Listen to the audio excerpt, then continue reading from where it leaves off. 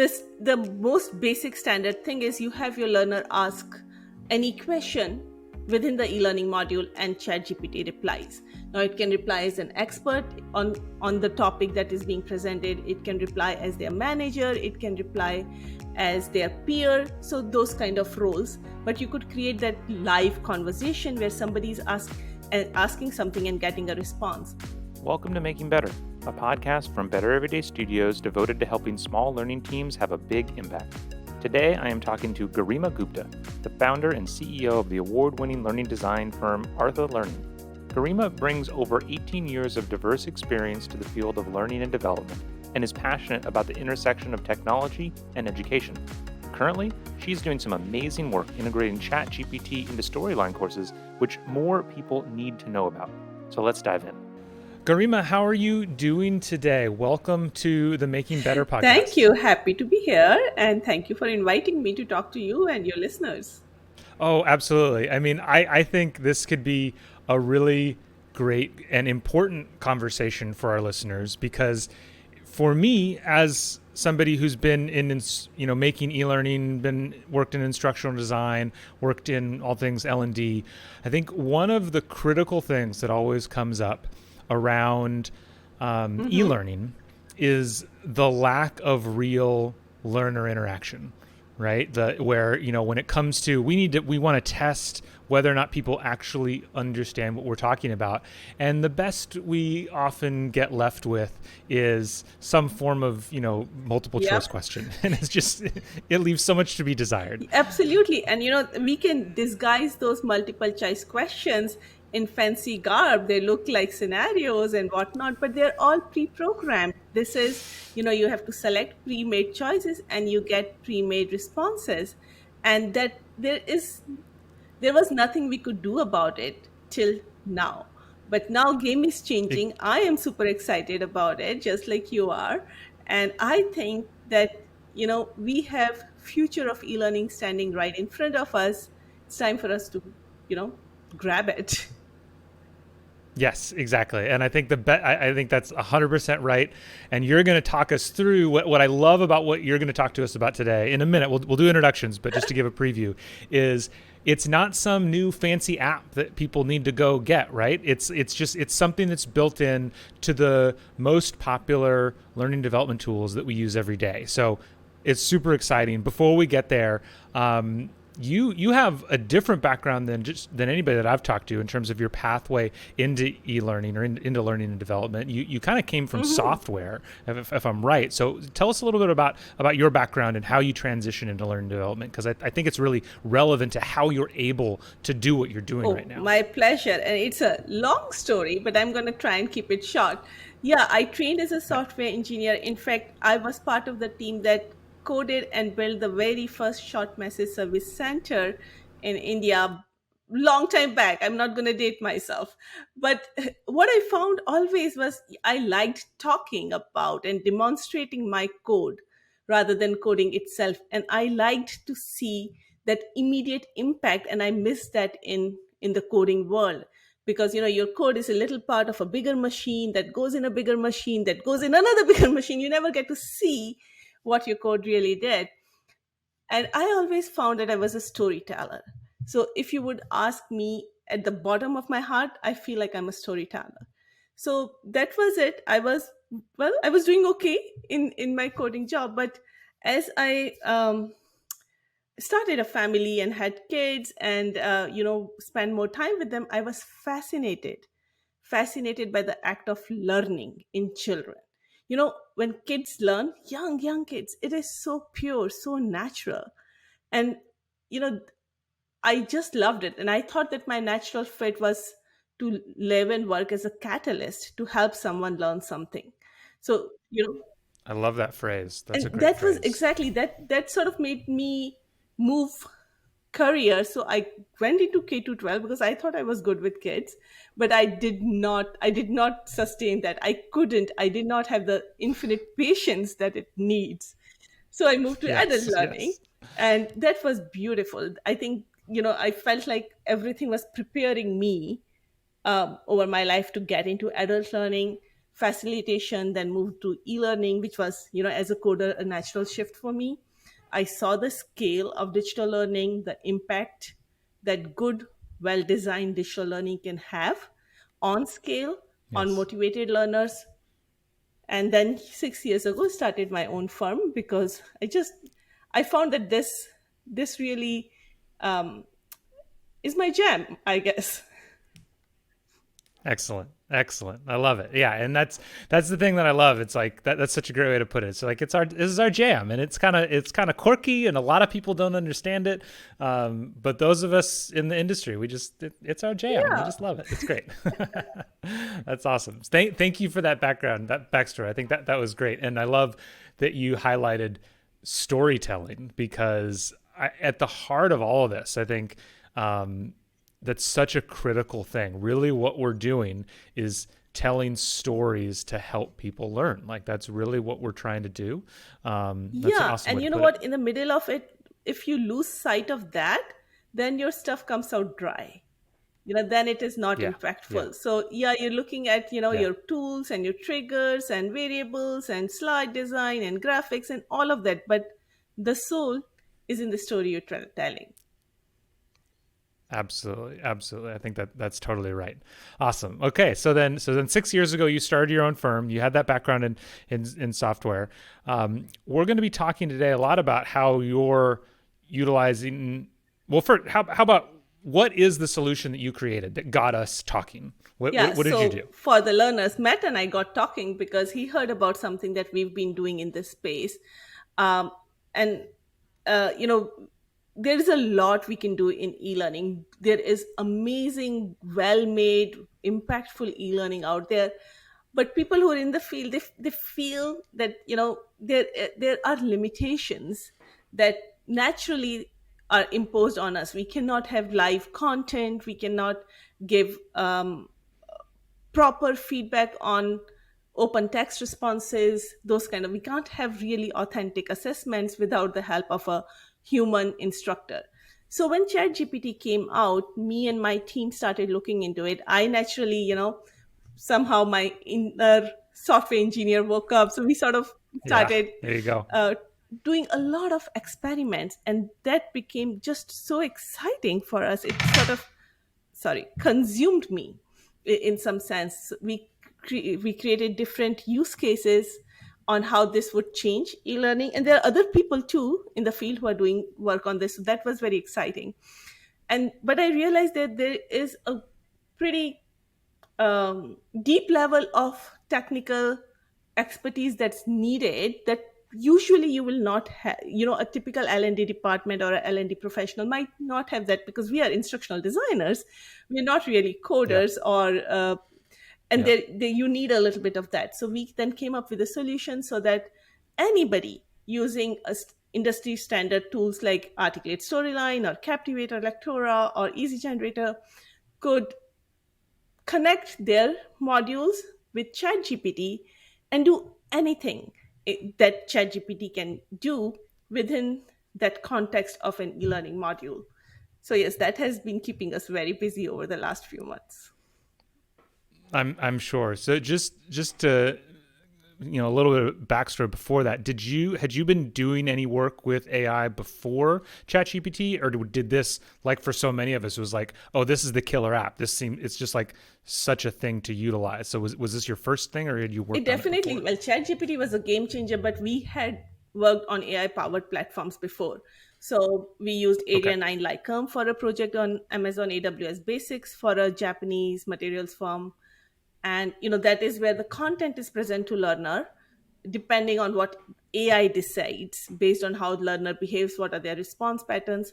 It is powerful stuff. Even when I first saw it, it ensures comprehension, retention. It is basically adaptive learning, but it's like a specific purpose knife, right? It is great for that use case, but it Okay. is rather unreasonable or expensive for most organizations to move to a completely new Yeah. platform for part of their training Yes. needs. And generative AI changes Yes. that, right?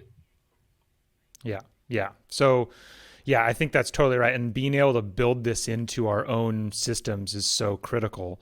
And so the solution that you made is something, it's a module that it's inside of a storyline course, just like anything else. I know you've done a lot of build out with this. So just to give people an idea of some of the things that they could potentially do with this, what are some of the use cases that you've built out already and how do they work? Absolutely. So it's very difficult to explain this in a podcast without showing it, but I'm going Yes. to try my best. Yes. Yes. Um, the most basic standard thing is you have your learner ask any question within the e-learning module, and ChatGPT replies. Now it can reply as an expert on the topic that is being presented. It can reply as their manager. It can reply as their peer. So those kind of roles. But you could create that live conversation where somebody's asking something and getting a response. In-person training, we always end trainings from, so any questions, right? And then you have time for that Q&A. That Q&A is Yes. missing in e-learning. That now can be, now the Yes. same thing can be used for other things. We have scenarios which are essentially infinite scenarios, because instead of choosing from A, B, C predetermined options, learners could write something and then get feedback on that. So it, you could write something else, you'll get something, some other feedback. So it becomes an infinite scenario, right? Um, we've also used it for pre and post assessment, and then giving um, learners a pretty comprehensive sort of report on how they did in the course, which is very, very personalized. We've used it to do assessment on essay type questions based on a rubric. So we send the rubric, we send the answer, and then users actually get a mark that can be then sent to your SCORMA, LMS, or whatever, right? So you can numerically grade a open text essay type question without use of any live instructor. So many different. We've also done another experiment, because one of the questions I kept getting was, well, it doesn't know about my policy, my company's policy, right? If we are teaching code of conduct, Yes. I. if we are saying, okay, Yes. you cannot accept gifts over X dollars of value, how will ChatGPT know that? So we've done that experiment as well, where it compares the answer to a given policy or a document and then provides its response. So, a lot of different exciting stuff there. The beautiful thing with generative AI is that it is so quite general purpose, right? It's like a multifunction Swiss knife. You could use it in many different ways based on what is your requirement, and the power stays with the instructional designer and the learning specialist, not with somebody who created a specific purpose platform and now you can only use it for that. Yeah. Yeah, and I think there's a lot to break down there because I think you're right in that it's tough to think about this without a lot of visuals. It can get kind of technical, but correct me if I'm wrong to kind of walk through it a little bit. So when most people use ChatGPT, if a random person just uses it, the challenge, and that's what people are thinking when they're listening to this conversation. They're just seeing, here's a text box that I type into, and how can I have an exchange that's very deep on something that's specific to my organization. And I think there's several layers to how you do that. And one, something that I've know you've done is essentially what you're doing is that when the user in the course clicks submit, you're sending a prompt to ChatGPT. And one neat thing about ChatGPT is prompts can get very Mhm. long. I have actually written prompts. I didn't write them. I copied and pasted them from somewhere else that were like 6 pages long. Okay. Because it just contained Yeah. all it was. We were making it was basically how to train ChatGPT to make really good mid journey Uh-huh. prompts, right? And so in order to do that, you have to train ChatGPT what Midjourney is, because it doesn't know Nope. what it is, because Midjourney Yeah. is very new. And for anybody who's listening who doesn't know, Midjourney is one of the more popular new Image AI generation. image generation tools. So you have to teach it what Midjourney is and what a good prompt is. And when in those prompts, like you can say like, the type of camera you want to use, the type of exposure, the lighting, all kinds of stuff. And so somebody out there had written this massive document that was just like giving all of these different use cases. And so inside the prompt, you trained ChatGPT about this new thing that it had never seen before. And now you could get it to act on that information. And so I think how much of your solution involves kind of really good prompt engineering versus is there other stuff beyond Well, it? prompt engineering, as you correctly said, is the biggest thing, right? Because Okay. um, as powerful as AI is, it's still answering your questions. So the better question you ask, Yes. the more information and context you give it, the better it's able to answer. So in our experiments, Yes. putting uh, ChatGPT within e-learning modules, we figured that it's not only enough to give learner question, let's say in a Q&A sort of application to ChatGPT, because honestly, learners will try to break it. They will write funny stuff. So you got to put context Yes. around it in the prompt, right? You got to say to ChatGPT, okay, this is the question learner is asking. It should be about XYZ topic. If it is not, give this answer. If it is this, act as this expert and answer within these many parameters. Maybe this, answer in 5 sentences and answer like a coach or whatever. So prompt is a big piece. There are other technical items as well. You could, using parameters within ChatGPT, define how, for example, creative it should be or not. So those Mm. can be Okay. adjusted as well. But I think the most important thing definitely is how you're writing your question and then doing a lot of audit. I think the beautiful thing right now is all of us across the board are early adopters, right? So there is a Yeah. lot of testing going on. One thing that we have put together with our solution is a sort of a learner analytics report where you get to see what people are asking and what it is responding with, because you need to know that, you're right, what people are asking is Yes. important. Well, that's amazing data for any learning professional, is what their learners are asking in an e-learning module, but also what AI is answering, and is it in line with what you want it to answer? Because that is where it becomes a little tricky. We are used to having 100% control on content, and Yes. you are sacrificing that in some ways to bring in more authenticity, more um, real time conversational Yeah. uh, Yeah.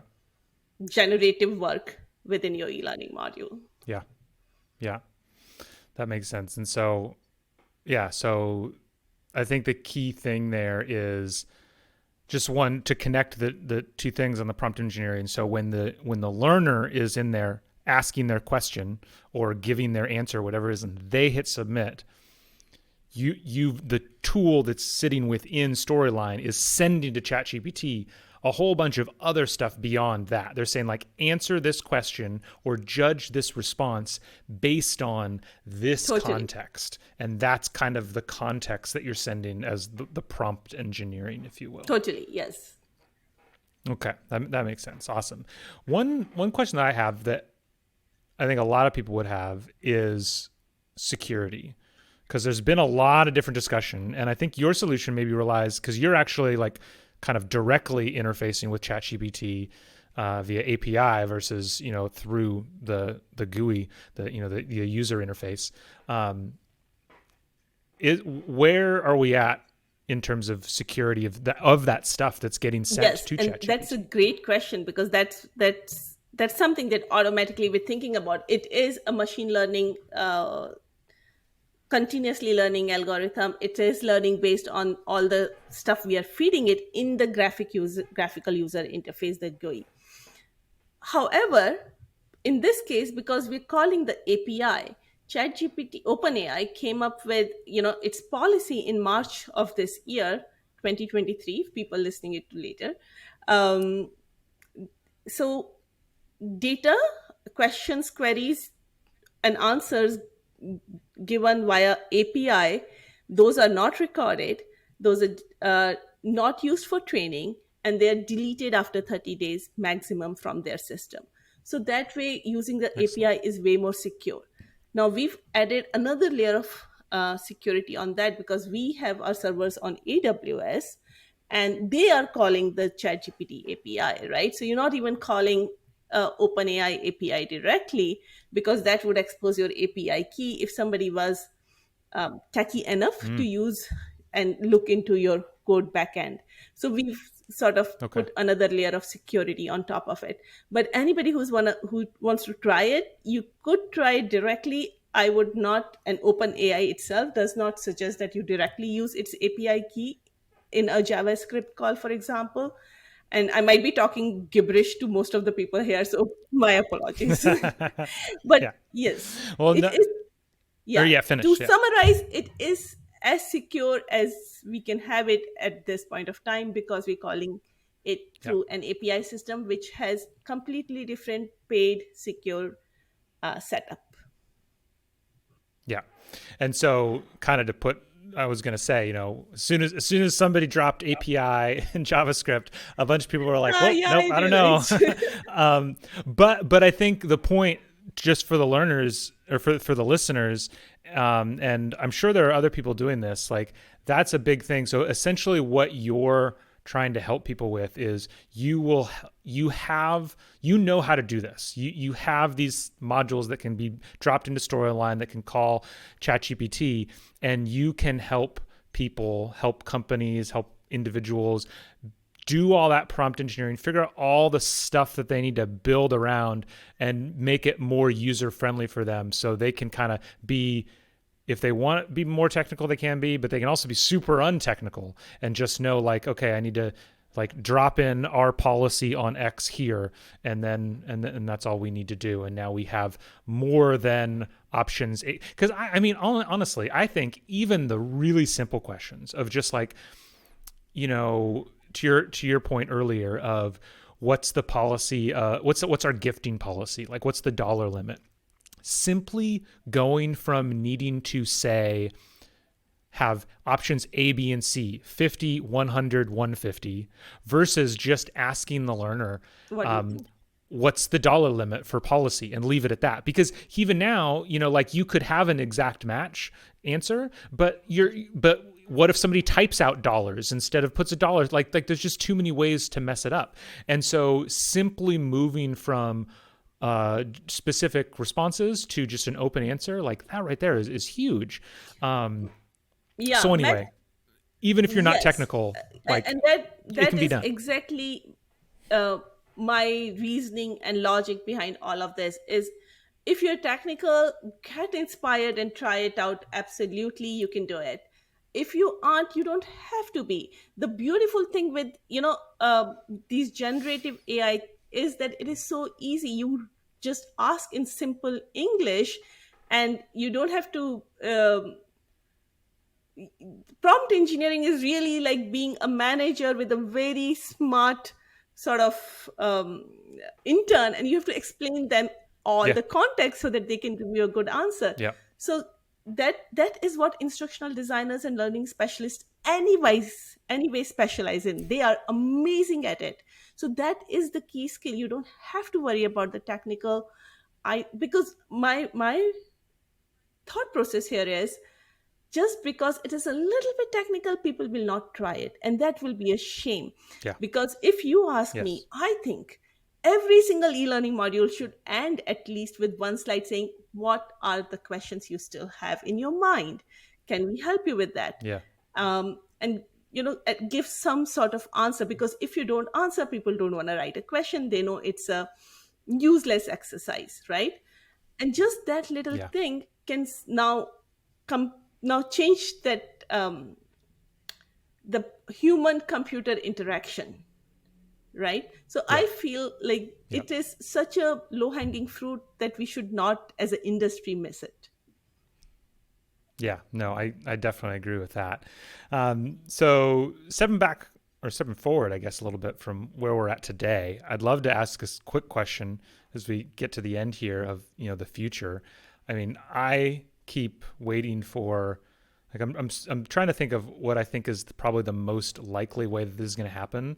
But when do you are we? It feels like we're not that far from every company being able to have their own chat GPT in a way where it's a pre-trained model that's just sitting there waiting for you to go, and you just kind of dump your company repository into it, and it's now an expert in your company.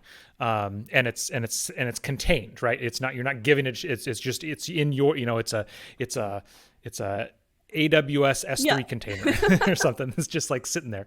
And how far away are we from Oh something my like God, that? there is, I could probably pull up a horoscope more easily and it will be better accurate. There is no way to Okay. say, but the pace is so fast that I won't be surprised. I do think, though, I believe that AI will very soon become so pervasive, just like Googling is right now, Yeah. right? We won't even think of it Yeah. as novel because it is just so easy. Right now, in my webinars, I find 20 to 30% of webinar attendees haven't even used ChatGPT.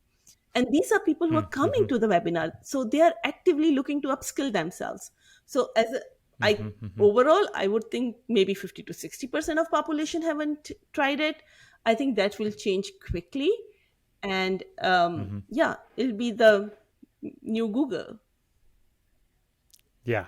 No, I think that's totally right. I mean, yeah, I would highly encourage anybody. It's still free, so getting on the basic, just kind of getting on the website, and just I would just encourage, anytime you're going to Google, just like ask ChatGPT Try first. it out. Just see what it says.